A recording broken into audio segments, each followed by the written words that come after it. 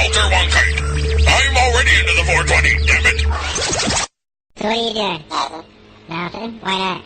Trying to get on this Lifestyle Radio website. Sounds like a cool website. Yeah, it's alright. Oh, wait, I might have it. You might have it. You're listening to Lifestyle Radio. The opinions expressed during this show are those of the individual participants and do not necessarily reflect the opinions of their associated organizations or Lifestyle Radio.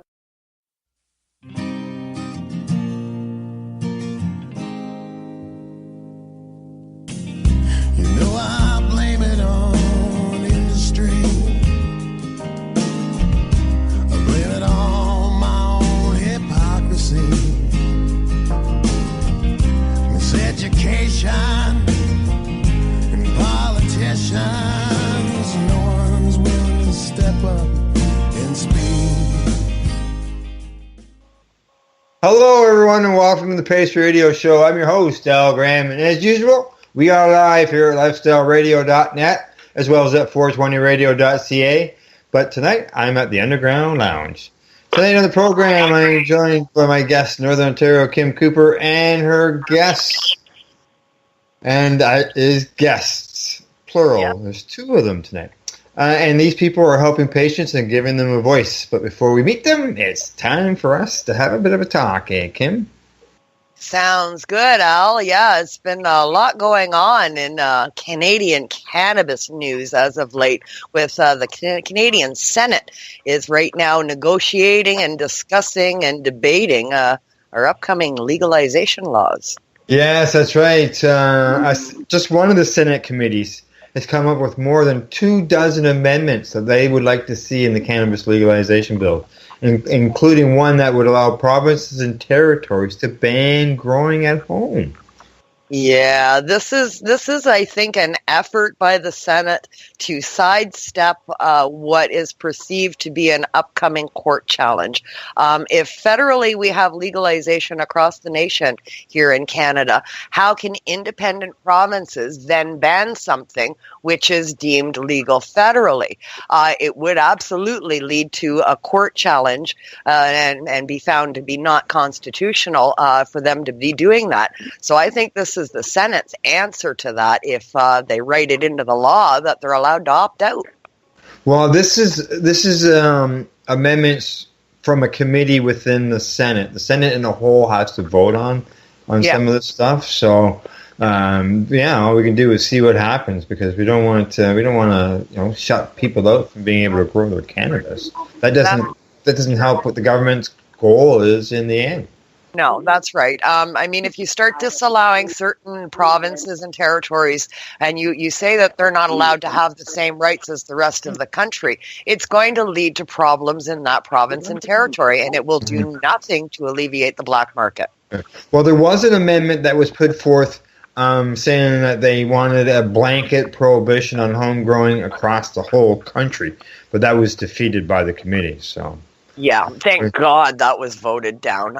But, independent banning on provinces, let's hope the majority of the Senate doesn't agree with that and they decide to go against it. But we'll have to wait and see. Yes, we'll have to wait and see what happens. I see here that one of the sponsors of the bill actually made 29 proposals of amendments to it. Yeah. There's not a list here, so I'm not going to read them off. But yeah, they're not letting us really know what many of these amendments are. They're kind of focusing on some key ones, but it makes one take pause. What are the rest, right? Yeah, exactly. So, well, we'll see what happens if this gets approved by the Senate as a whole, if it goes back to the House of Commons or not. Yeah, we'll have to wait and see. Yes, that's right. Exactly. Another wait and see. I mean, this is a long process in the House of in the Senate right now, and then after that, it comes back to the House to be voted on before it's passed into law, and then we have the 90 to 120 day waiting period after that. So it's not happening like tomorrow or anything like that. So it's a continually evolving process as this works its way through the system. Exactly. Well, here's one scenario that maybe some people aren't thinking about, but after June the 7th, there's only like 2 weeks before the House adjourns. Are they going to have enough time to look at those amendments and vote on them and get it signed and for royal assent by the end of June in order to allow those 90 days. Otherwise, they got to wait till probably like around the end of September before they come back. That's right. They break for summer break and they don't get to it until they come back after that. So, I mean, PM Trudeau is really pushing for this to be done before they take their summer break. There's even been some indication that they will not take their summer break until this is dealt with. So we may see them sitting longer if they need more time. Yeah, well, exactly. I know the Senate has talked about doing that, so we'll see what happens with the House of Commons. Yep, for sure. For sure. All right, Kim, let's switch from news to our guests. Yeah, sounds good. We've got some exciting stuff tonight. That's right. Well, our guests tonight are people who I described as being patients and giving them, or helping patients and giving them a voice. We'd like to welcome Elyse Phoenix and Nelson Ramirez to the Pace Radio Show. Hello, Elyse and Nelson. Wow, we got bad feedback. I'm trying to turn the mute off.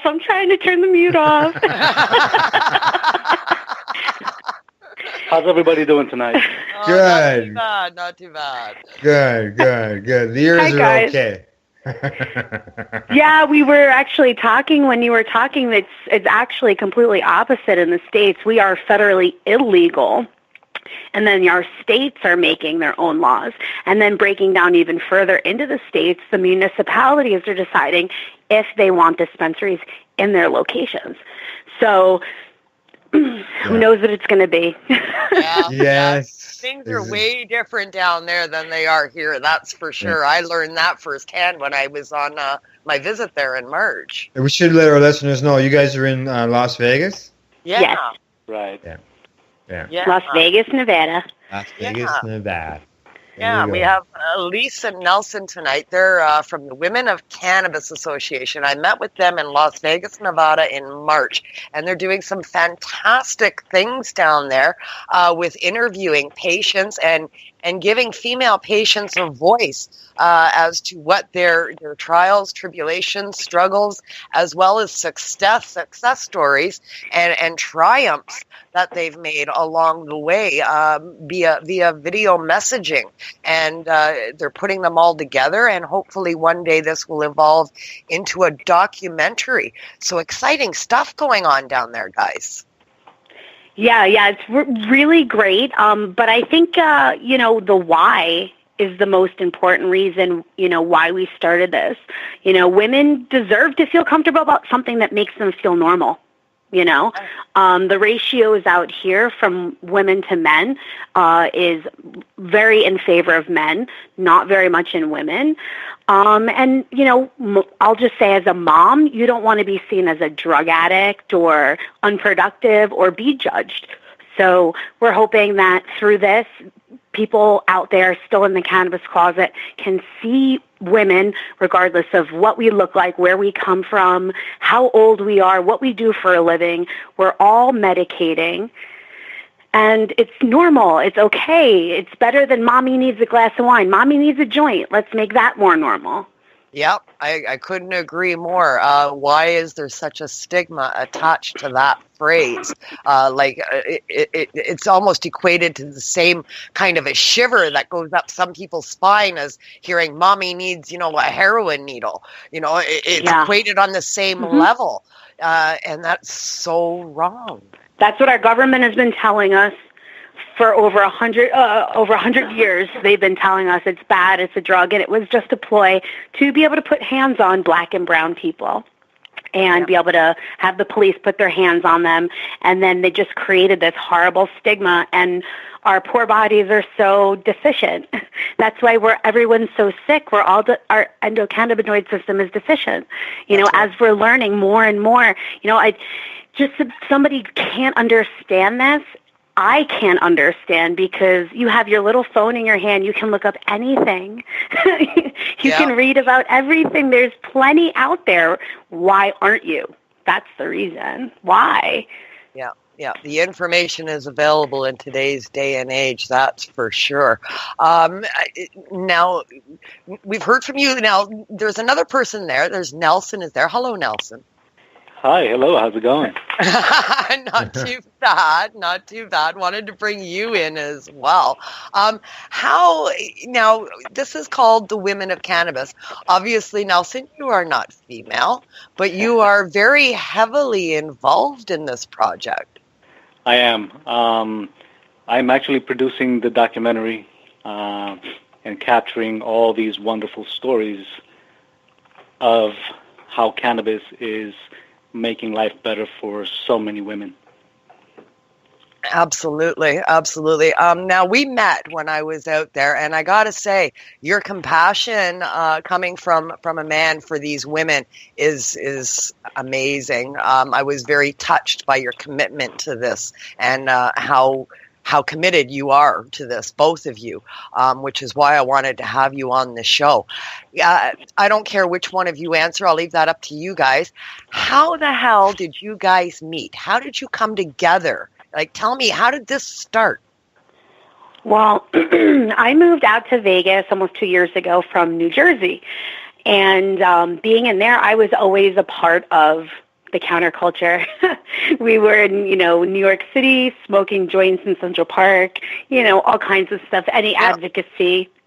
Yeah. So that I came out here and I saw that there was a lot of guys, a lot of information on men. And the turning point was when one of the vendors at a pop-up whispered into my ear how to get rid of period cramps. And I'm like, did that actually work? So I tried it, and I was like, oh, my God, that's amazing. Why is this not on the cover of a magazine? Why don't all women know this? Yeah. So I tried to talk to some of the local publications and everything. Everyone rolled their eyes at me. So nobody wants to talk about women issues. Nobody right? cares about women's issues. So yeah. We don't want to talk about your period. Oh, God so forbid. Come on, no, we can't put that on the wall of my dispensary. Are you kidding? Of course not. Of course not. The hot girl with their tits out in a thong is way more alluring to the males that are coming in. There really is nothing speaking to the actual women. That's right. Yeah. So, I kind of spoke with a couple people, and a friend of mine said, you know what? My friend Nelson has got the same idea as you. So, and Nelson, you could tell her how you came to that. I own a video production company in Vegas called Morning Coffee Productions, and I had been working in the industry for about 2.5 years. I was working with a lot of women. Let me back up a little bit. Most of the people that I worked with in the industry were women, and I found myself around all these people and all these women that really inspired me. And at the time, I was so moved by what I was in the middle of that I decided I wanted to make a documentary about it. This was like 2.5 years ago. And then, I didn't actually do anything about it until December is when I contacted my friend, and she is like, well, I have a friend, Phoenix. She's looking to do the same thing. I wanted to do something that would show what women are doing in the industry, and Phoenix was looking for a platform to give women a voice. Match made in heaven, right? Yeah. It was perfect, and it was perfect timing because I talked to her a day after she had spoken to Elyse about it. It was crazy. It was just like meant to be. Yeah, and you met, you came together, and you came up with this plan. Yeah. It's slow goings. We really ran around like crazy, capturing stories, and right now we've been doing a lot of editing.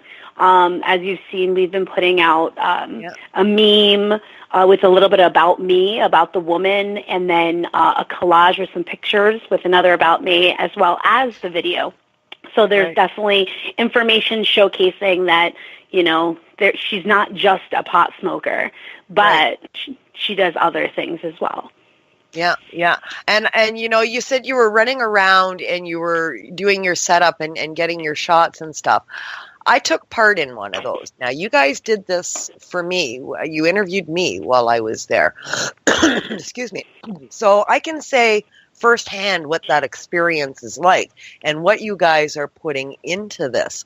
I mean, when we talked on the phone and we talked on social media, and you said, we're gonna interview you, and I said, okay, good. Now I'm in radio. Okay, and my platform is over the internet. So my gear consists of a microphone, a headset, and my computer or a phone. That's it. That's my equipment. So you showed us. Yeah, that's what I'm used to for carrying around equipment. I had no idea what was you guys. I mean, you came in, you had 3 big cases. You moved the furniture around in the hotel room, position plants so that they were aesthetically pleasing. You positioned me on a certain area on a lounge chair there. You had lights on poles with backdrops and domes and 2 cameras. And I mean, I was blown away. I thought there was a movie being made in my hotel room. Well, that's what we tell people when we leave the room and they see us with all the gear, and they're like, oh, you guys making a movie? And what do I say? No.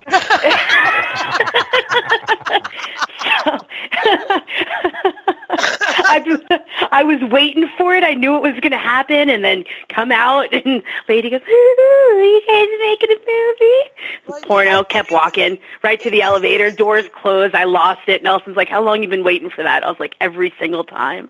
I couldn't believe it. So it was just case after case coming up this rampway, and I'm looking and I'm going, "All that's coming? Really? This. You need all this." Okay. Yeah. Wow. It's a little different than radio, definitely. Wow. Yeah, Nelson put a spell on his camera. He makes everybody look amazing. So I mean, you guys are right. You're committed. I mean, this is big. Blood, sweat, and tears. Now, okay, so you've got all of your equipment, Nelson, because you do this for a living. You have your production company. This is what you do for a living. So how do you find your people that you're going to interview? We definitely haven't had any problems finding people willing to share their stories. Yeah. The best was we had an event planned at one of the cannabis nonprofits. And we had a couple people come out who had never, ever been out to any events ever. And we actually featured one of the ladies' stories as our second story. And, she took her a while to be able to, sit down and talk about it, but she felt so amazing. She felt more connected to other people. She now has people to call and talk to when she's in a situation or something like that. She has 2 daughters who have Rett syndrome. So they're very sick and she needs help. So we've been trying to find companies that will donate medication for her daughters. We also have some of the cannabis nurses who are going to be helping us and helping them figure out what the best method of consumption is, what the best delivery method is, what the best strain, the ratios. So it was just, like I said, it meant to be that she was there, that we could be able to help. So we've been trying to do that as well. Wow, so this is evolving into like connection counselors. Yeah. You're being able to direct people to resources and resources to people. If we could do that and we can just do this for people, I mean, that's our purpose. Our purpose is to help our fellow man. It's not some people going, what's the bottom line? What are we making? What am I getting? It's not. It's just been us putting the time, the effort, and the love into it and showing people that this is just, it's not ego-driven like so many things are around here, and it took people, I think, a little bit to see that it wasn't, and once they saw the videos coming out, they saw the truth, and we just have a way that in the interview there's just this moment where, all the defenses come down and something comes out that's just so real and touching, and you know that will get to somebody else in a way that you never can. So it is a beautiful thing. Yeah, I know what you mean. You guys ask some poignant questions, and you make the interviewee feel very at home. It's very much like what we do here, sitting on the couch having a conversation. Right. Because that's all it is. It's, and we always say to the ladies, this isn't us telling the way we want your story to be. We're just helping you guide, your own story. And you say what you want to say. You don't say what you don't want to say, because eventually once we, start getting some money in and everything, we'll be able to edit the entire videos and make them available for view and not just a preview. So you get all of that great information from each woman. Amazing. It's a great way to be able to educate others when they hear directly from people who are using it for medication. And you look at the person, you think, well, that person doesn't look like what I'm seeing or hearing on the news. This is a lady who could be living right next door to me. Mm-hmm. Maybe she was my children's crossing guard. Yeah. Yep. Yeah. And regular people, right? Yeah. Yeah. Exactly. And it helps to change the people who watch those things it would help them change their mind. And we're hoping that someone can relate to the stories and are able to get something from them. Yeah. From these stories being shared. Oh yeah. The stories sharing it helps. It helps the person who's sharing the story by getting things off their mind and absolutely. Yeah. You should see them afterwards. How they look as if that big heavy weight that they've been wearing around their shoulders for all these years, it's finally just shrugged off. And they're finally admitting, I am a woman of cannabis, and I don't care who knows anymore. So they're basically, are some of these ladies basically, as they say, coming out of the closet with these videos? Yes.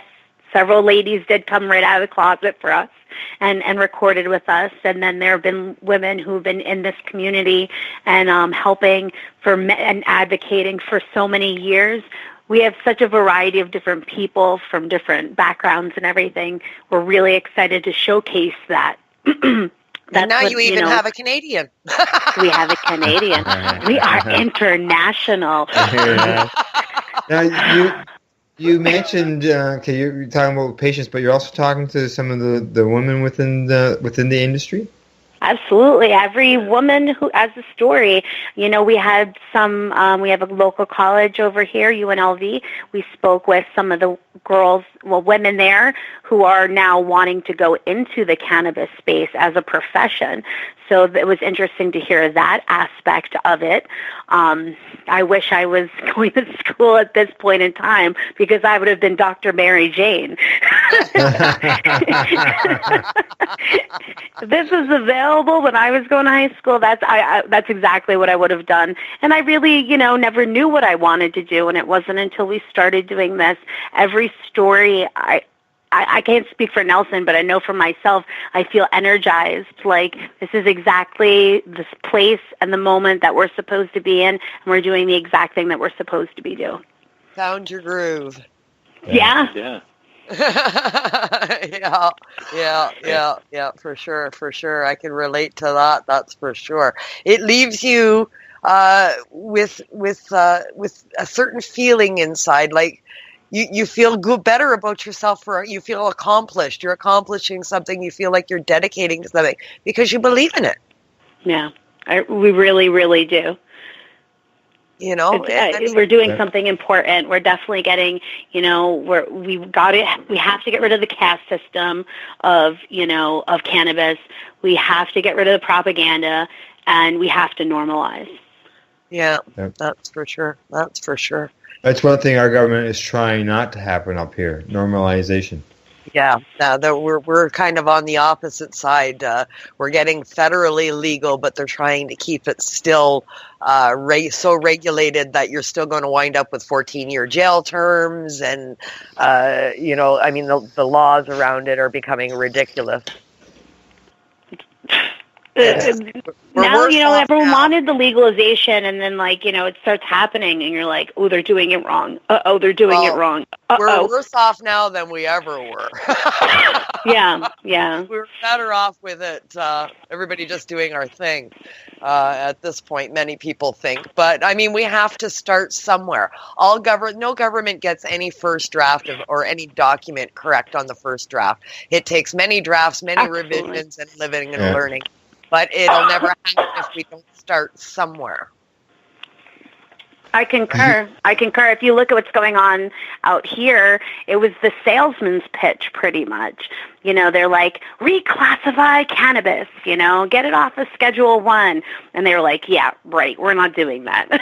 Then they're like, well, legalize hemp. It doesn't get you high. It could be our new industrial revolution. And they're like, we can make money, and it doesn't get you high. So it's the salesman's pitch. You go in with the top, and then you go in with the second offer.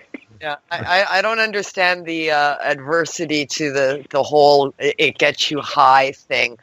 Makes absolutely no sense to me. Alcohol gets you high. Pharmaceutical products get you high. Spinning around in circles like a top. Spinning around, that's right. That gets you high. I mean, it's something that human beings, we pursue because it's fun. Yeah, it feels good. It feels good. I like things that feel good. Stop, right? I mean, we do it from the time we're children on the playground, on the merry-go-round, and we spin ourselves until we can't stand up. It's built into us genetically.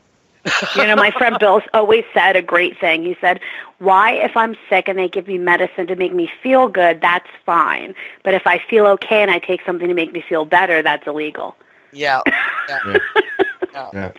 So have you had any ladies that basically said, no, there's no way I can do this? Two. Yeah. Two? There's been several. For different reasons. Yeah. Some people just aren't ready, to open up their soul and share everything. There are still people who just aren't ready yet. There are some people that won't do it because of work. Exactly. Yeah, they work in a profession. Yeah, I guess, it depends, especially if they work for a federal company. Yeah, any school system, federal employees, military. You have all the school teachers, daycare workers, all of that. Mm-hmm. They can't come out and be themselves yet because of where they work. Yeah.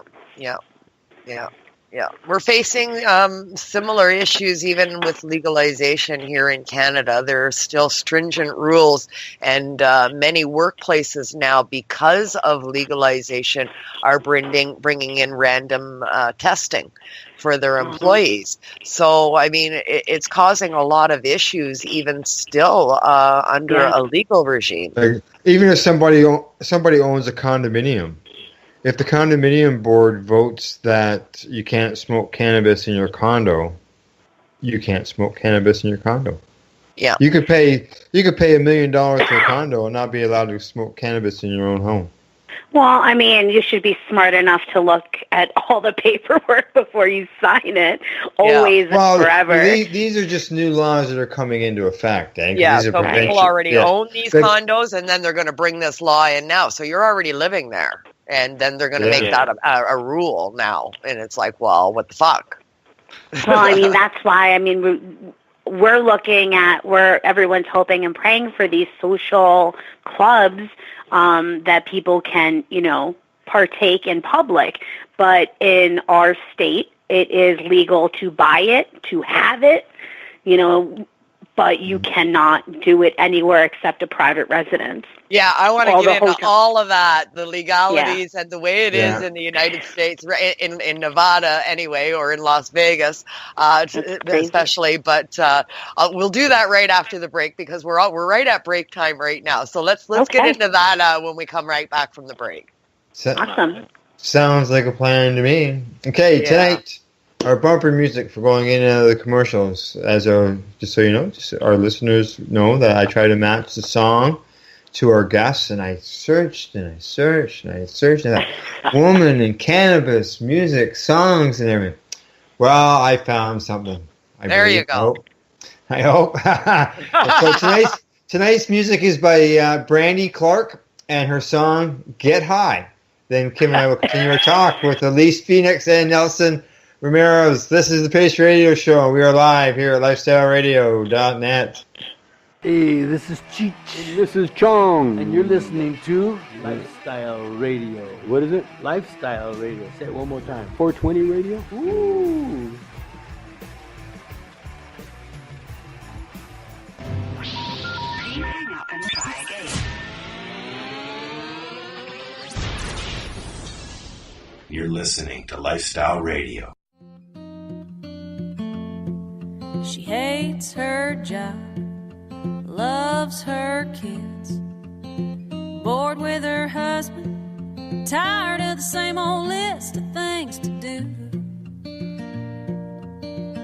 So when the to-dos have all been done, she sits down at the kitchen table, rolls herself a fat one. Canada, the time to act is now. These days, your customers are seeking variety. Increase your earning potential by expanding your inventory with CC Nexus, Canada's largest cannabis seed wholesaler. CC Nexus stocks over 60 reputable breeders, including Canuck seeds, with a wealth of autoflower, regular, feminized, and CBD strains. All first-time customers will receive a free pack of Canuck seeds, plus a mug, t-shirt, and additional promotional materials. Add strains and increase your profit with CC Nexus, your Canadian-owned and operated wholesaler of cannabis seeds. Discreet, worldwide stealth shipping from Canada, supporting you locally. Call today, 1-844-843-7995, 1-844-843-7995, or visit us at ccnexus.global. Are you looking for cannabis news, education, and people's opinions? Are you looking to learn what Canadian and international cannabis advocates are doing, not only now, but what got them to this point in their lives, and what does the future hold for them? Do you want to learn how patients are using cannabis as their daily medication, or learn how their cannabis use helps them with their medical condition? If you answered yes to any of these questions, then I'm going to suggest to you to tune in to Lifestyle Radio. Catch their live weekly shows and have your questions and concerns answered and find the experience you're looking for. Monday, catch your weekly news broadcast with the Reef Reporters. Then on Wednesday, get several hours worth of cannabis public education. We get things started with cannabis and coffee with Tamarawana. Then tune in and catch Pottawa with Russell Barth, who calls himself the world's angriest pothead. Finish up your evening with the award-winning Pace Radio Show with Al Graham and joint host Kim Cooper and Alicia Yashishin. No week would be complete without tuning into Friday night's program, the 420 Radio Show, featuring Al Rapp and the 420 Radio crew, Mary Jane Baker and Marcel Gignac. Cannabis is a lifestyle, and you can catch all your cannabis lifestyle information right here at lifestyleradio.net or at our sister site, 420radio.ca. The following is a public service announcement from the Canadian Therapeutic Cannabis Partners Society. The Canadian Therapeutic Cannabis Partners Society is a non-profit organization dedicated to ensuring improved access to therapeutic cannabis and cannabis byproducts in Canada. With a federal government that has committed to legalizing cannabis, we feel it is our duty to ensure that the medicinal use of cannabis doesn't get lost in the process and that there are clear distinctions made between the medicinal and recreational use of cannabis. It is our mission to ensure that government regulation doesn't get in the way of a sick, disabled, or terminally ill person's right to use or produce this amazing natural health product. If you would like to get involved, you can contact us on the internet, www.canadiantherapeuticCannabisPartners.com, on Facebook, CTCP Society, or search Canadian Therapeutic Cannabis Partners. CTCP now operates a medicinal cannabis signing clinic. If you want to grow your own medicinal cannabis and are located anywhere in Canada, then I'd like to suggest that you give them a call. They can be reached at 1-613-967-9888. That's 1-613-967-9888, and grow on. with CT, CP. Man, have you been to Canada's yet? Canada's, Campbellford's premier cannabis culture shop at 19 Bridge Street West. They've got bongs, oil rigs, grinders, and papers. Everything you need for consumption. They've got seeds, soil, nutrients, and dome trays too. Everything you need for cultivation. Get top quality seeds from top suppliers like Canuck and wholesaler Nexus. Canada's. They've got all kinds of awesome cannabis novelties, clothing, and apparel. I know, right? It's a lot more than just a bong shop. Interested in gaining legal access? Canada's can help. They're a PACE information center. You know, people advocating cannabis education. Come by the shop and check it out. 19 Bridge Street West, Campbellford. Canada's. Have your say without saying a word. Canada's.ca. Smoke so sweet fills the air. She maybe ought to crack a window. All she can do is stare at the paint that's been peeling off of the walls.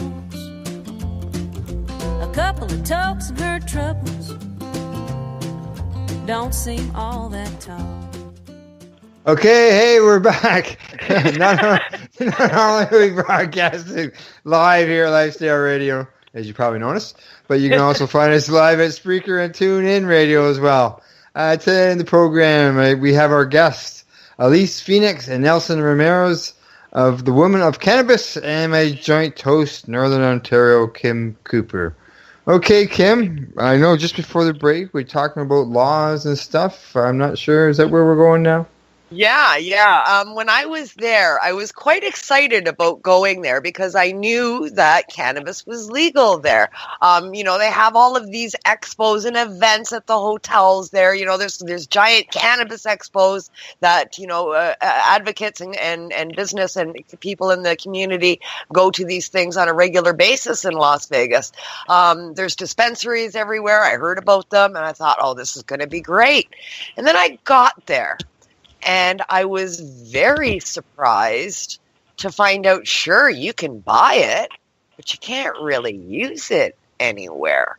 If you're caught by a police officer on the street consuming cannabis, it could mean up to a $500 fine on the spot. Over 600 now. Over 600 now.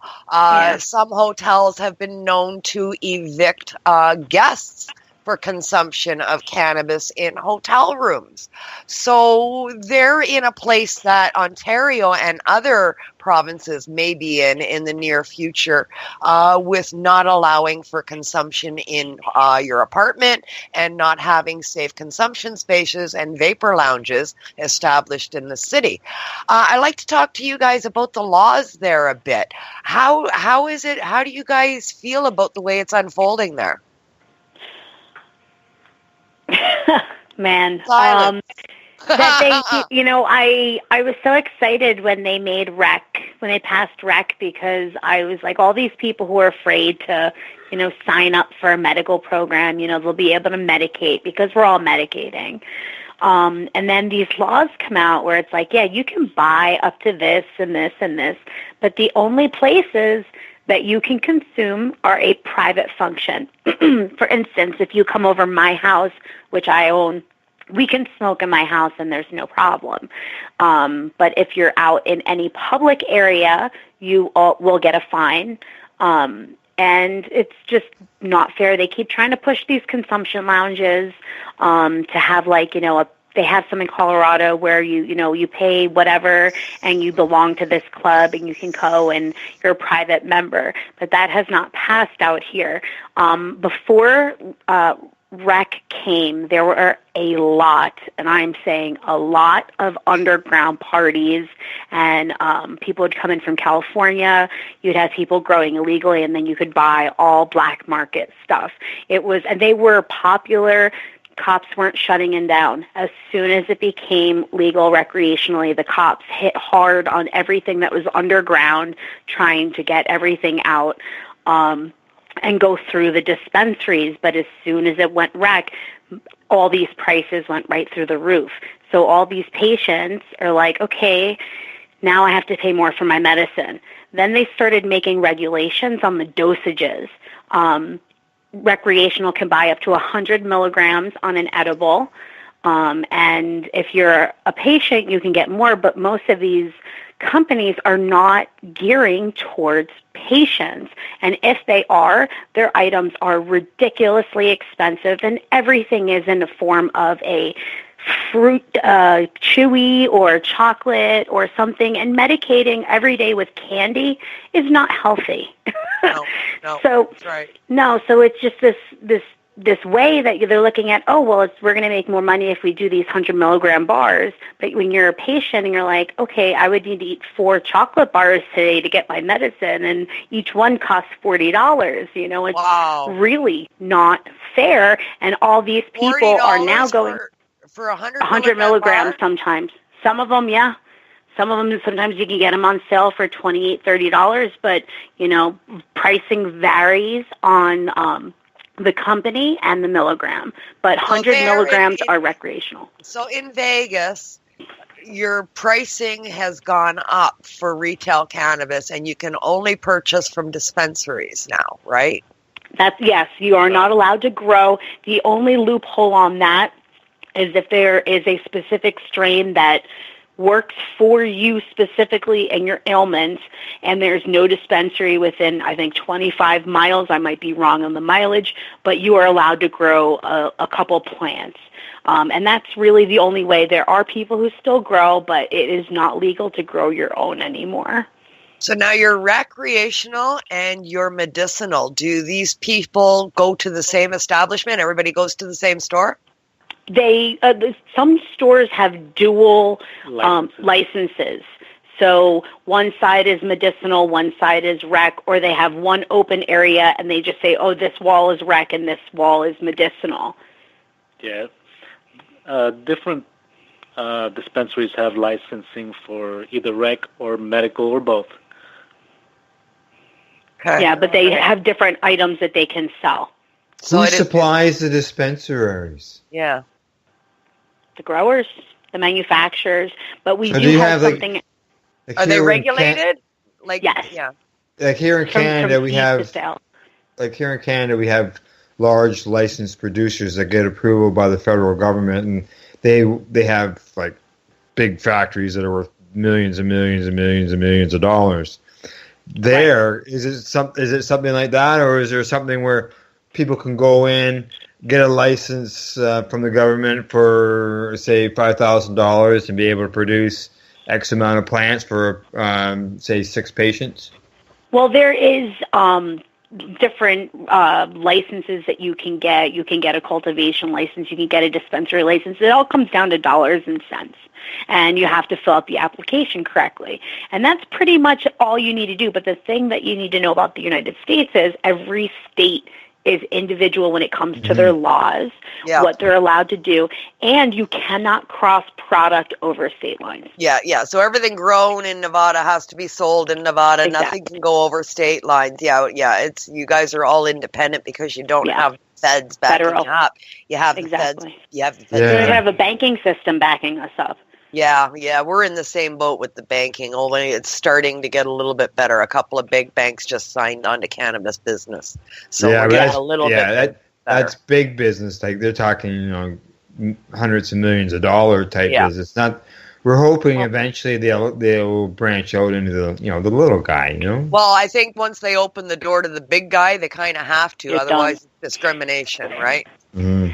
Yeah. Well, I'm reading every day, state to state, the way that things are going on and that they're doing differently from state to state with their laws. I mean, some of these laws are ridiculous. It's like, we'll only let CBD products. Well, in our education that we've had is nothing as an isolate ever works great alone. You need a combination of these things to make an entourage effect, to feed our endocannabinoid system and make ourselves healthier. So if you're just saying one aspect is good, no, it's not. Yeah. Individual cannabinoids do independent things, but together they form a block. Exactly. You know, and if one piece of that block is missing, it's not going to roll properly. It doesn't work, right? It works best with, as you said, the entourage effect or whole plant remedy, RSO, whatever you want to call it. There's various names for it. But, you know, the entire plant and all of the cannabinoids working in conjunction with each other is absolutely the best remedy for most conditions. Yeah, if you look at any of the testing, as an isolate, it always comes out in a bell curve. It'll start improving because you're adding to it, but it'll just level off. Yep. You know, if you do that entourage effect, you'll constantly be getting better. Yeah. So these dispensaries that obviously are getting licensed from the state government, are they allowed to carry more than just a herb? More than just a flower? Like, are they allowed to have edibles and shatters? Oh, yeah, edibles. Yeah, so we can get anything. Like, ours is only going to be for cannabis herb, not just the flower. Like, flower we're talking only, another year plus before they even get it. We got everything. Everything. I rub topicals on me. I love it because I refuse to take a non-steroid anti-inflammatory. So, I mean, topicals are my way of life to get that anti-inflammatory. Yeah, I visited a couple of dispensaries while I was there. We were in 3 of them. None of them would allow me to do any photography whatsoever while I was inside, which really pissed me off. But nonetheless, all I can do is relay in my account, and that is, they had everything. They had candy, chocolate, bath bombs, creams, lotions, and potions, and tinctures, and shatters, and waxes, and everything you can possibly think of was behind those counters. It's like candy store. It's wonderful. It was simply fantastic to see. It really, really was. But the problem is, any of the flour, you cannot consume it anywhere. So, we got around that by. Well, we took our vapor pens with us. I had my husband had a reloadable vapor pen that he loaned me, and I had a distillate pen with me, and we just bought extracts, and we kept reloading the pens, and we were walking around the strip and the streets and everything else, and we were consuming the entire time with the vapor pens because nobody knows what you're consuming. It looks like a nicotine vapor pen. So that's what I said to you when you were coming out. Vape pens and edibles. Yeah. So that's what we did. But flower consumption, if you're visiting the city, is definitely a no-no. It can wind up giving you a lot of grief while you're on your vacation, and I find that troubling for a city that makes its living on tourism. I concur. It is making a lot of visitors confused. And they're not telling them either. Yeah. They're selling them the stuff, and they're not telling them. No, nobody told me. You told me. I told you. That's me.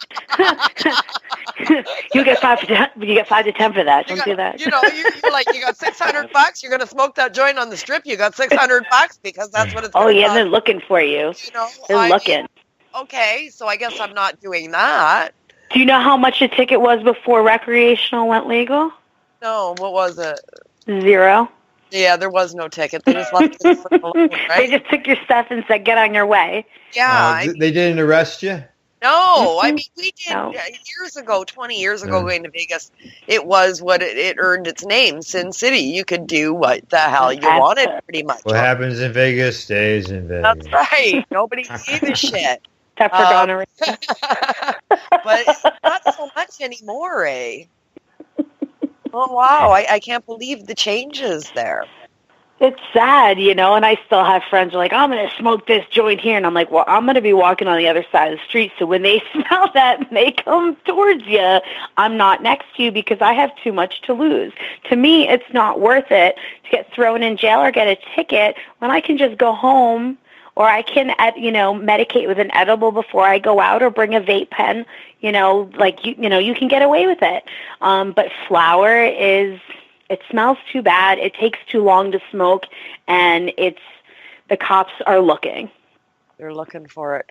I find that astonishing in Las Vegas. Okay, so money. Yeah, money. More money off of fines and tickets. I mean, profiting off of legalization. Is it truly legalization? Well, we got what 45 more charges added to the penal code. Yeah. Wow. Yeah. So 45 charges have been added to the penal code.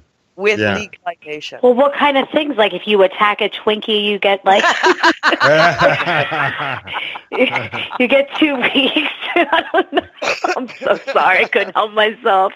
I've never seen a stone person do something like, you know, that warrants that many additional penal codes. Yeah, it's stuff like if we so if you're 19 years old, you're considered an adult. So if you share a joint with someone 17 who's minor, that's a charge because you're supplying cannabis to a minor.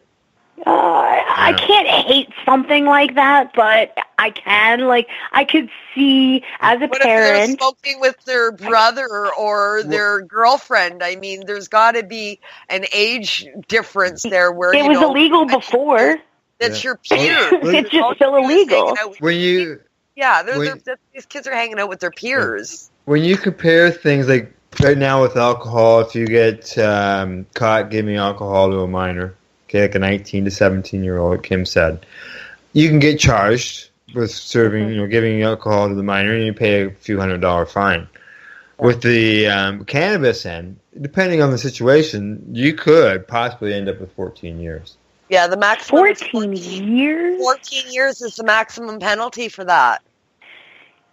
Wow. That so saddens me. That's, it's so, there's certain things, like when I moved to Las Vegas, I read the driving manual because I knew it was different from New Jersey. And one of the things, there was a whole section on DUI, and it was quite interesting. If the cops decide that you get a DUI, even if you go to court, and you win at court and they find out that you were not drunk or whatever, the Department of Motor Vehicles in Las Vegas still counts that you have a DUI. So I used to be a rolling a bone and go for a drive kind of girl, and now I don't even open anything in my car so it doesn't even smell like anything. You don't consent to a search ever, but I don't even give them a reason to check because, again, I have too much to lose. Okay, now you brought up an interesting point there, and that was where I was going to say next is we've got a lot of issues over the driving laws as well, and you've brought that up as well. So how do they determine in Nevada, what do they do? Do they have a protocol? Like, how do they know that you're determined that you're stoned? There is not yet. They keep talking about all these different methods, but because it stays in your system for so long, and if you're a heavy user, like someone like me, I always have high levels of cannabis in my system. That's right. So you can't judge based on that, So there's really trying to kind of do those field sobriety tests to see if they could figure out. The DREs.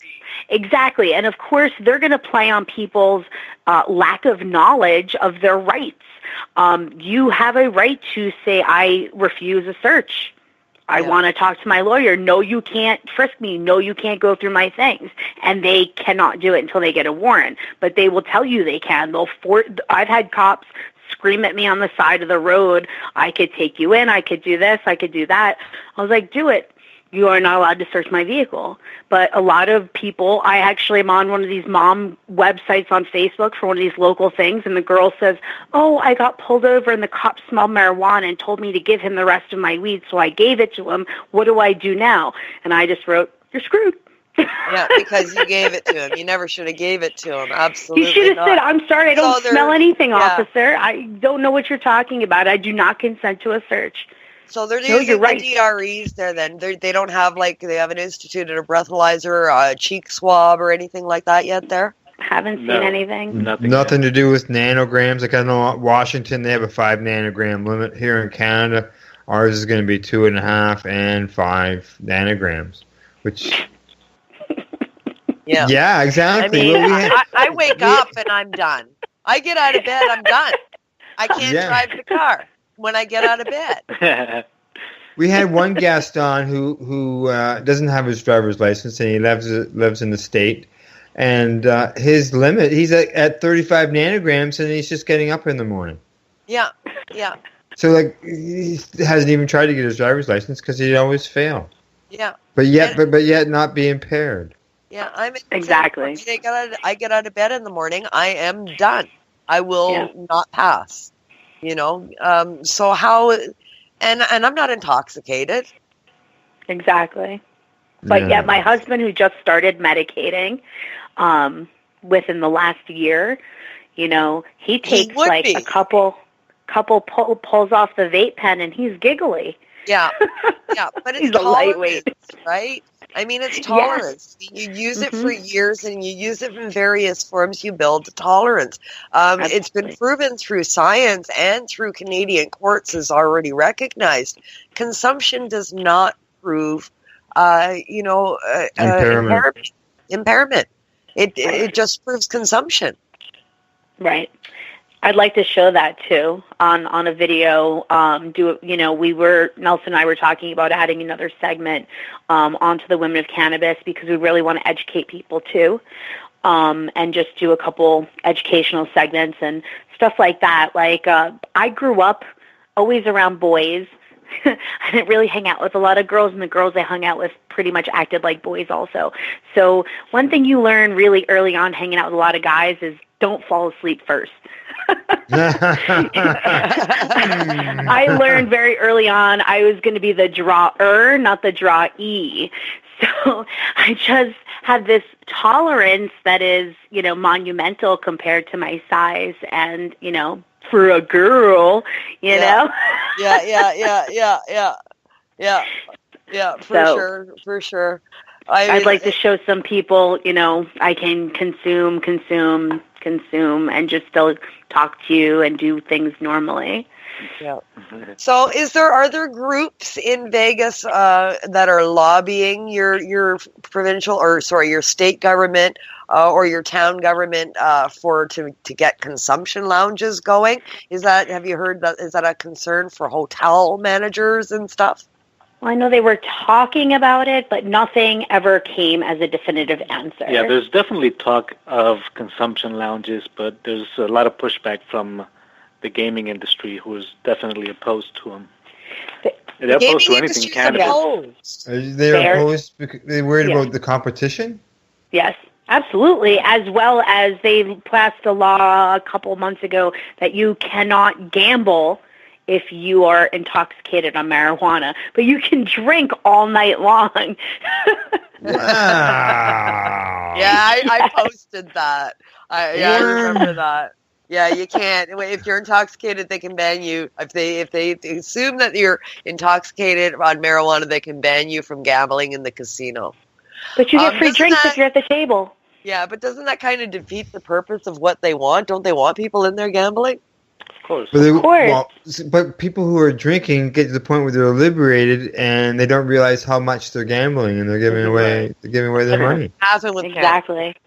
Yeah, whereas with cannabis, you still have your sound mind. You might be a little giggly, but you're not going to give away the farm. Yeah, you definitely make better decisions. Yeah. Yes, exactly. Well, they're not, but also the issue is that our tourists are not just consuming responsibly.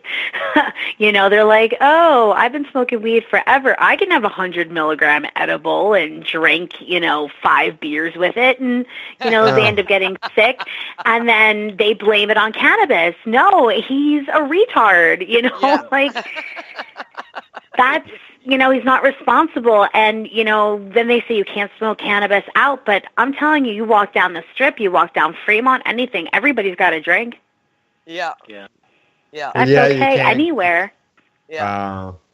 That's legal? Disgusting. Oh, yeah. Oh, yeah. They definitely named the Fremont section correctly. It is definitely an experience going down. Oh, it's like the Strip's dirty cousin. I love it down there. I love it down there. So much fun. We had more fun in Fremont than we had on the Strip. Oh yeah, all the freaks. I love the freaks. The freaks are the reason I go. Yeah. Oh man, they have and they change every couple hours. There's one guy who's dressed like a satyr. I mean, just that he's standing on his toes on those like little boots for so long. He's in his little G-string. He's got the whole horns. He's my favorite. It's definitely an experience out there. Well, I'm noticing time. Yeah, it's that time. Time for another commercial break. Commercial break? And when we come back, I want to finish off by talking some more about the Women in Cannabis, what you guys are doing next, and tell me about the documentary idea. Yeah. All right. Okay. It's time for us to hear some more Brandy Clark again and her song "Get High." Are you sure you don't want to play the other one? We need a little variety. We don't need to hear about whips and chains. Got me excited for the song. Yeah, I'll send you the link. Okay, when we get back, we'll continue our conversation with Elyse Phoenix and Nelson Ramirez. So you're listening to the Pace Radio Show. We are live here at lifestyleradio.net. So what are you doing? Nothing? Why not? Trying to get on this Lifestyle Radio website. Sounds like a cool website. Yeah, it's alright. Oh, wait, I might have it. You might have it. You're listening to Lifestyle Radio.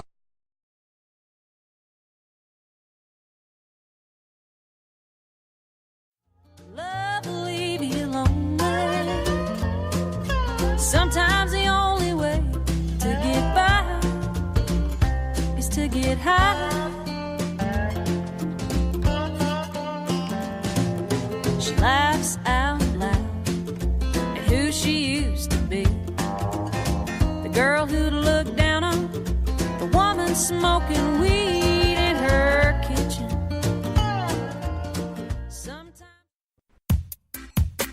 Man, have you been to Canadays yet? Canadays, Campbellford's premier cannabis culture shop at 19 Bridge Street West. They've got bongs, oil rigs, grinders, and papers. Everything you need for consumption. They've got seeds, soil, nutrients, and dome trays too. Everything you need for cultivation. Get top quality seeds from top suppliers like Canuck and wholesaler Nexus. Canadays. They've got all kinds of awesome cannabis novelties, clothing, and apparel. I know, right? It's a lot more than just a bong shop. Interested in gaining legal access? Canadays can help. They're a PACE information center. You know, people advocating cannabis education. Come by the shop and check it out. 19 Bridge Street West, Campbellford. Canadays. Have your say without saying a word. Canadays.ca. Hi, this is Al Graham of the Pace Radio Show. Are you keeping pace, as in keeping people advocating cannabis education? If you're not, and you're a cannabis consumer, then why not? Others are working hard every day to help educate people about cannabis so you can enjoy your daily 420. Get involved and speak out. Be loud and proud so that you can keep pace. Tune into the Pace Radio Show every Wednesday at 8 p.m. Eastern Standard Time to hear about people advocating cannabis education here on lifestyleradio.ca. In 2017, the Canadian government announced that although recreational cannabis would be federally legal, its distribution and sale would be determined by individual provinces. Later that fall, the province of Ontario announced its proposed legal framework, that a subsidiary of the LCBO be the sole proprietor of cannabis in our province, essentially creating a one-party monopoly. This government-controlled monopoly could result in longer wait times, supply issues, and insufficient experience due to lack of proper consultation with the pre-existing industry. The provincial government believes this framework will restrict access to children and help eliminate the black market, but this proposed action will only push illicit suppliers further underground. Meanwhile, over the past 2 decades, there's been a growing industry of intelligent, savvy, and responsible cannabis entrepreneurs who have been working hard to provide access and education around the medicinal, therapeutic, and recreational uses of cannabis. We are Sensible Ontario. We're not new, but we're excited to meet you. Visit our website now and donate to become a part of Making Sense. If you'd like to learn more about Sensible Ontario, go to sensibleontario.ca. Canada, the time to act is now. These days, your customers are seeking variety. Increase your earning potential by expanding your inventory with CC Nexus, Canada's largest cannabis seed wholesaler. CC Nexus stocks over 60 reputable breeders, including Canuck seeds, with a wealth of autoflower, regular, feminized, and CBD strains. All first-time customers will receive a free pack of Canuck seeds, plus a mug, t-shirt, and additional promotional materials. Add strains and increase your profit with CC Nexus, your Canadian-owned and operated wholesaler of cannabis seeds.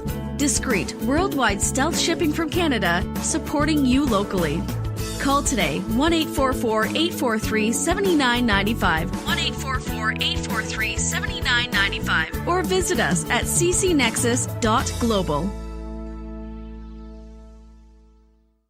Sometimes she misses them younger days, seeing the world through rose-colored glasses instead of this purple haze.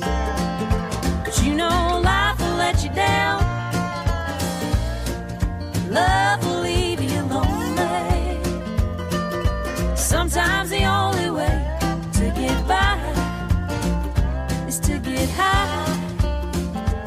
Hey, we're back, and thanks for tuning in the program. If you didn't already know, you can catch the podcast version of this live broadcast by going to YouTube, iTunes, and being that we have U.S. guests, it's also available in the U.S. version of iHeartRadio as well.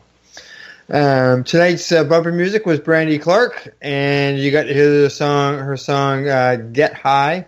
If you enjoyed tonight's music and want to hear more of it, then check it out on YouTube or at brandyclarkmusic.com. Tonight on the program, we got our guests, Elyse Phoenix and Nelson Ramirez of the Women of Cannabis, and my joint host, Northern Ontario, Kim Cooper. Now, Kim, before I hand you back over to our guests, I do have one question for them. Yeah. Okay, during the break, and before the break, we're talking about laws and stuff in down there in Nevada. Now, during the break, Elyse, you mentioned something about children. Do you guys actually lose custody of your children if you become legal patients? No. We were looking at adopting. We have 2 biological children, and we were looking at adopting a sibling couple. Usually siblings are separated in foster care. And we have the room and the want and the availability. So we did the fingerprinting and background checking, and we wrote a whole story, filled out all their paperwork, started attending the classes because they give you 10 weeks of classes before they let any children in your home. And we went to the first class, we met people. It was, we were really happy, we were really positive, and I get a call the next day, and she goes, I'm, going through your paperwork, and it says right here that you're medicinal marijuana patients. And I said, yes, we are. She goes, well, we're a federally funded program. We cannot work with you. And I said, so wait, let me get this straight. So if I took the non-steroid anti-inflammatories and the opiates that the doctors want me to take, I would be okay to adopt because I'd be past that on the couch. But because I choose to medicate with cannabis and be healthy and be a part of my children's lives, you're saying I can't. She goes, yes, you can try to adopt privately. That's about $15,000 to $22,000 per child. Which is a travesty when there are so many children in the system that need a forever home. They're always trying to reunite the families, but there are a lot of children that don't have a forever home, and we had the want, and we were turned away, which is really sad. Our children were also looking forward to having siblings because we didn't want babies. We wanted children, in between their ages, and we were denied. So that was a real shot to the heart, especially, having to bring myself back from the brink of that horrible, monstrous, things that they give you to cannabis almost exclusively was a triumph for myself. And that they would, be like that is so sad when there's so much education and it's just sad. Yes, you got off all those pharmaceuticals and you bettered your life, and you seem to be being punished for it. Absolutely. And we were saying, with ADHD and all the other, mental diseases, cannabis cures so many of those. And if you are a patient and you have a child that has a psychiatric illness, you cannot medicate your own children with cannabis because you're a patient. So there are some crazy laws. They'd rather me give amphetamine, a Schedule 2, to my child as opposed to cannabis. Well, cannabis is a Schedule 1. It's equivalent to heroin in the eyes of the law. All right. Well, let's move from laws to, I'm sure we should talk the rest of the program about the Women of Cannabis. Yeah, I want to. It was great to touch on what's going on in Las Vegas for people that are looking to visit there in the future, for sure. But I want to get back to the Women of Cannabis for this final segment because I've got still several questions about it. Now, the interviews, they're short segments, sort of a thing that you're releasing on social media. You're on Instagram and you have a Facebook site and that kind of thing that you're launching from those platforms. But the overall goal is a documentary, right? That's correct. We are we have enough stories now to put together a full-length documentary, but it takes a lot more than just blood, sweat, and tears to make it. Yeah, that's for sure. Our goal is to gather some sponsorship. Get some money to finish recording what we need and get the editing done and eventually maybe finish the movie and get it out there for maybe into some film festivals. We want to be able to share these stories with everyone, but it takes more than what we've got at the moment. That's for sure. So you're looking for some people to sort of kick this into high gear and maybe get on with some sponsorship and some funding of some sort, right? Right. We want to be able to, work on this full time. At no charge to the women who are sharing their stories. Let's make that abundantly clear. We're not charging these women to share their stories. They are sharing them freely with us, and we're sharing them freely in turn. So everything that we're doing is from us. It's all self-funded at this point. But equipment costs money. The space to do the editing costs money. Editing itself, all of these steps, they cost money. It takes about 5 to 6 hours to edit a 60-second video. Yeah. So that's your time that's dedicated. You can't obviously do that and try and hold down jobs. I mean, you want to get this out, right? Oh, most definitely, yeah. Right now, we're putting out those 60-second stories every Wednesday. Every Wednesday on Instagram and Facebook. We want to eventually be able to release the entire story, edited, and a little bit further down the road, just the documentary. Just like Nelson had said, the people of New York was where he got his inspiration for the Women of Cannabis. The humans of New York. Humans of New York. Yeah, where it gave his inspiration. It's just, stories of people in New York, just their regular stories, but with us, we have these stories, but you don't want to just sit there and look at their face. You want to have more of their life. You want to see more of their life. So we do have their stories, but we definitely need more background information and video and stuff. So there's going to be more content besides these women's stories then, right? Right. Yes. It takes a little bit more than what we have now to put together a feature documentary. Yeah. And we're looking for a little help to finish that. So that's one of our main goals at the moment. As well as getting out there in other parts of Nevada, other states, and eventually going international, and hoping to capture other stories and touch other people's lives with them. Yeah. I mean, expand. We can really show. Yeah, we can really show that women, no matter where they are from, what they look like, how old they are, they all medicate. That's the goal. Normalization. It's a global experience, right? No Yes. matter where you are. It's Absolutely. interesting to see, yourselves. There's other women's groups. Up here, you see the ladies talking about getting women panels and should have more women on panels mixed in with the men. It's almost, when you look back when alcohol prohibition ended, the women were the ones that were in the fight to get it eliminated. And here they're involved in getting rid of cannabis prohibition. It's a beautiful thing. I mean, together we are going to accomplish some amazing things. We really feel that. And, the stories have really been touching people and making difference in people's lives.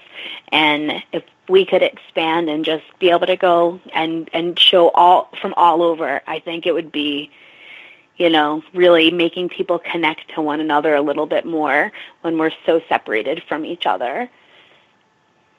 Well, it's an amazing, amazing venture that you guys are on, that's for sure. Highly technical, you're committed beyond belief, you have the expertise, you have the equipment, you have the drive. I certainly hope if anybody in the listenership out there knows of anybody that would be interested in backing this kind of a venture, get in touch with these people. They've got it going on, and it's an awesome thing that I would love to see come to fruition for sure. We need your help. We need your help out there.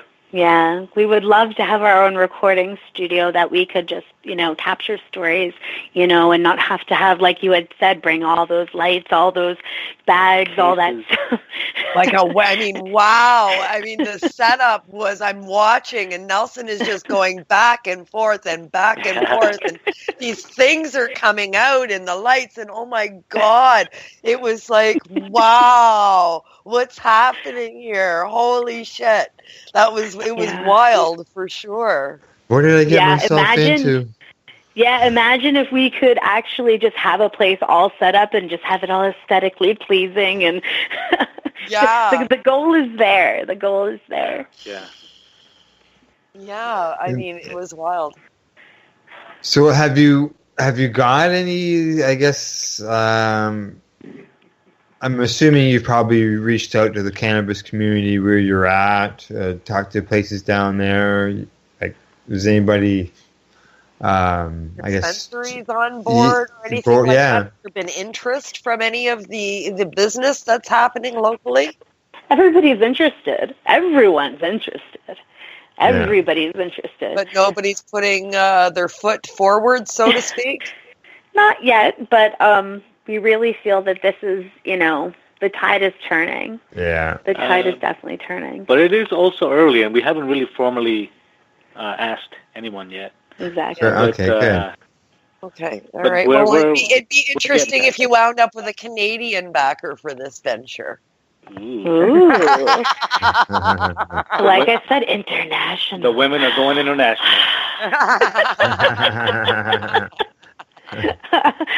I'd love to see the picture that Nelson puts together for that.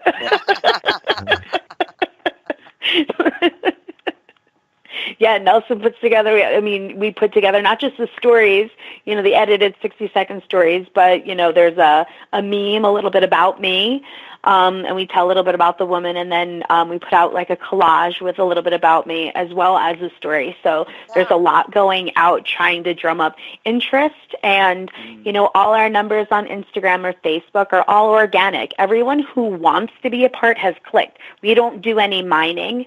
That actually a lot of the companies out here, that's how they get all their numbers. But our numbers are steadily every day going up.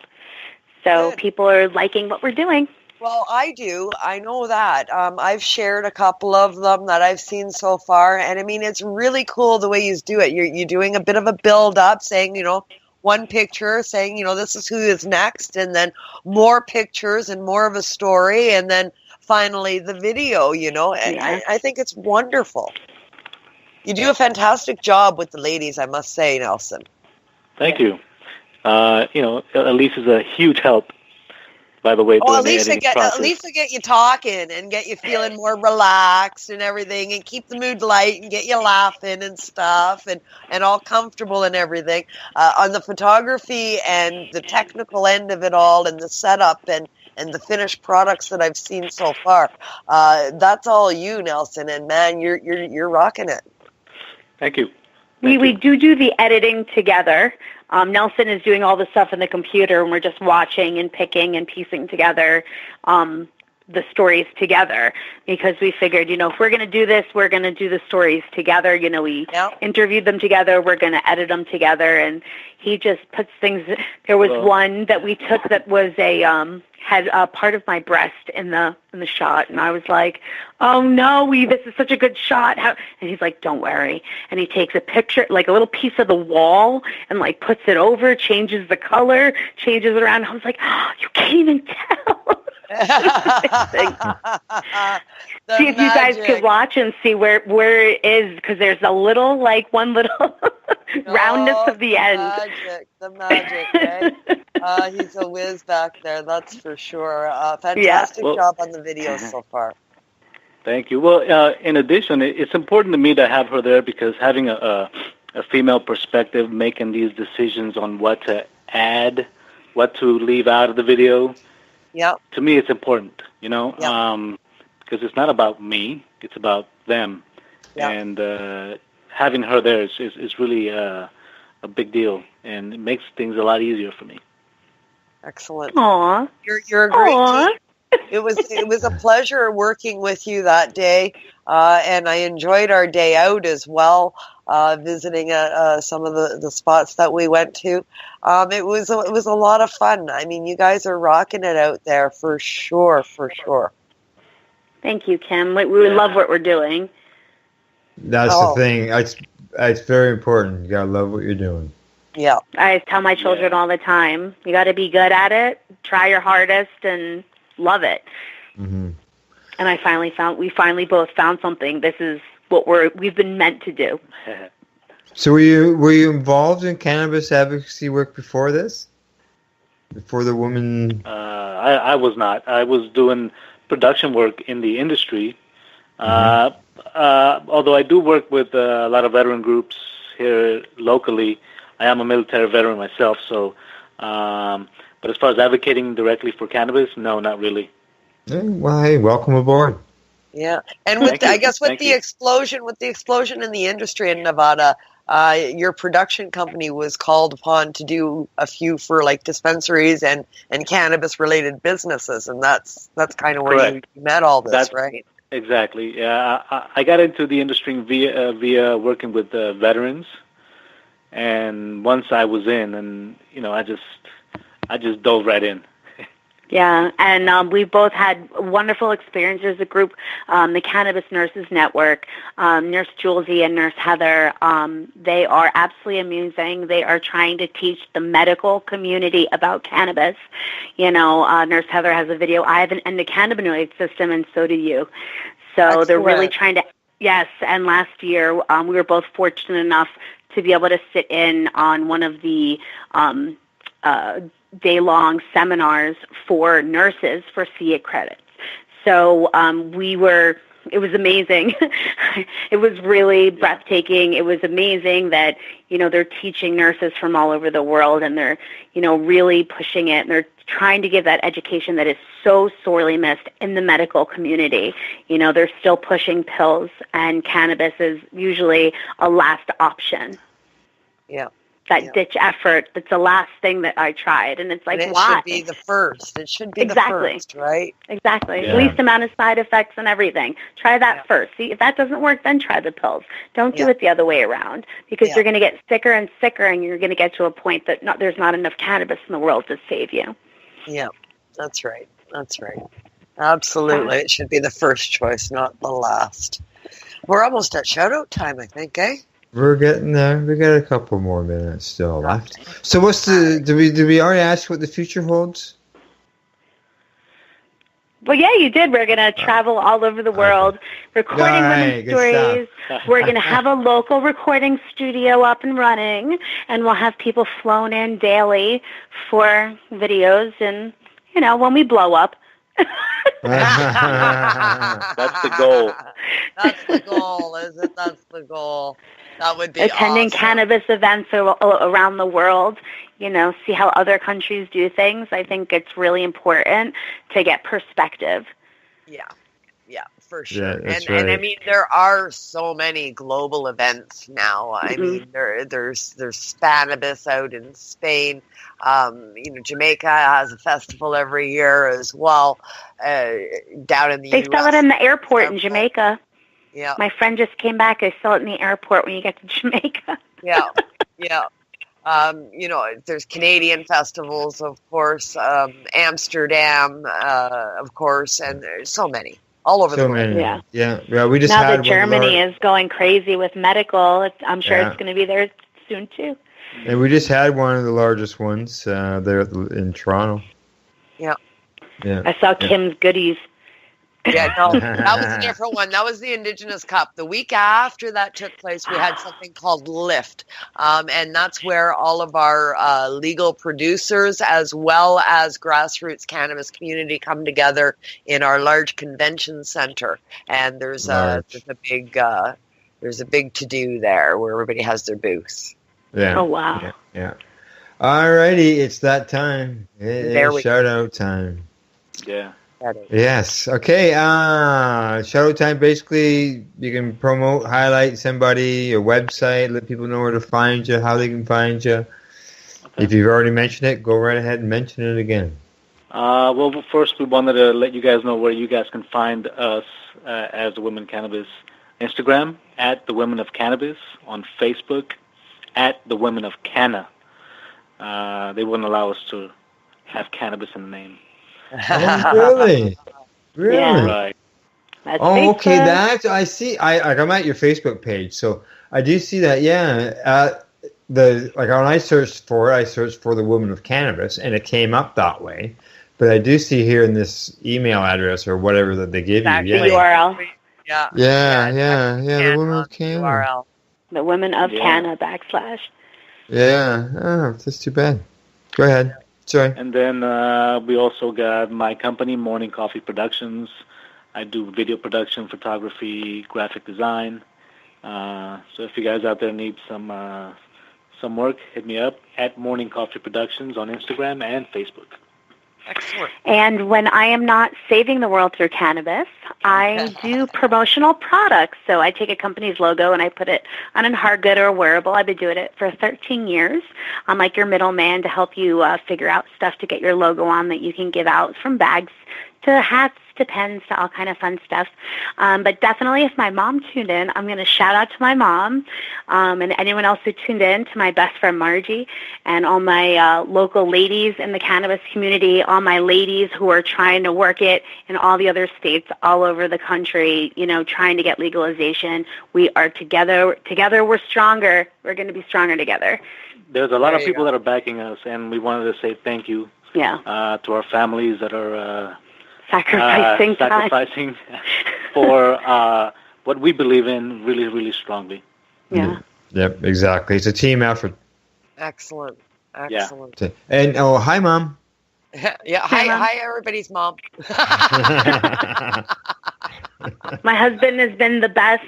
He can speak me, and sometimes it's hard to translate stupidity, but he really does it well. And so sometimes I can't get things. I'll say to him, I'm like, and he'd be like, okay, I got you. And he'll like put it out. I'd be like, okay, that makes more sense. And then Nelson's like, okay, that makes sense. Yeah. I'm getting, my wife is the one that's doing some of the memes and the photo collages. So getting her involved with the Women of Cannabis is great. They're really, really backing us with this, and we really appreciate them. Yes. Yes. Oh, that's awesome. Fantastic. Well, I see you got lots of stuff at Instagram. Yeah. Yeah. Yep. Yeah. Sunday we show our editing photo. Monday we do the meme. Tuesday is the collage, and Wednesday is the video. And stay tuned because we're going to be doing educational videos coming out. Good stuff. Excellent. I look forward to them. I've got you. I'm following you on all your social media now, so I'm looking forward to it. That's awesome. Yeah, I actually followed them too. Yeah. All right. We got a couple follows. Yay! We got a couple more follows. That's right. That's right. Actually, I sent I'm happy with everyone. I really am. I sent you some message to Elyse on Facebook. Excellent. Some music. Woohoo! Whips and chains. Yeah. My kind of guy. Enjoy. I just heard the beep on the computer. Ding! All right. Okay, so carry on things here. Kim, we're back next week, right? Yes, we're back 2 weeks in a row. I have a small shout out that I want to give. I already gave Oh, it yes. I did it on the Reefer Reporters, but I'm going to do it again. Giving my shout out to Smoke Signals in Tyendinaga territory and the Indigenous Cannabis Cup that I attended last week, 2 weeks ago. It was fantastic, off the hook event. I encourage everybody to attend it next year. They did a really fabulous job with everything. I look forward to big things from these guys in the future. Rain or shine? Rain or shine. They were prepared. They had tents up for everybody to be in. They were up for over a week prior to the event, so the ground inside was nice and dry. No problems, no issues at all. Good. No restrictions. You can medicate wherever, right? Medicate wherever you wanted. Good stuff. I love the festivals. Okay, and Kim, as I mentioned, you're back next week together, and who we got?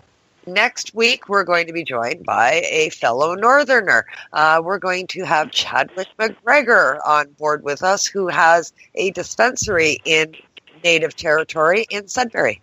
Oh, nice. I've seen him like some posts. I recognize the name. Yeah. All right. Let's see. You can find the Pace Radio Show on Facebook. We're on Twitter at Pace Radio, Instagram, Pace Radio Show, and we're on the web as pace-online.ca. Thank yous as always go out to CC Nexus, Canada's cannabis seed wholesaler. They're found at ccnexus.global. Also the Canadays in Campbellford for giving us a place to help educate people. Al Rapp, he's the man behind the baggie and the Shatterizer here at Lifestyle Radio. And a big thank you to our guests, Elyse Phoenix and Nelson Ramirez of the Women of Cannabis. Thank you to you two for coming on to the show tonight. Thank you so much for having us. We've had a wonderful time. Thank you. We really for having us. appreciate it. And time just flies, doesn't it? As Nelson takes his dab.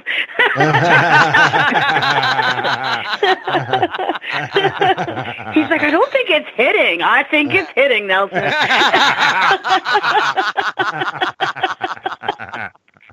Oh, yeah. He made it so hard face. You should have seen it. It was hilarious. As always, Tim, thank you to you for giving us educational and entertaining guests as well. My pleasure.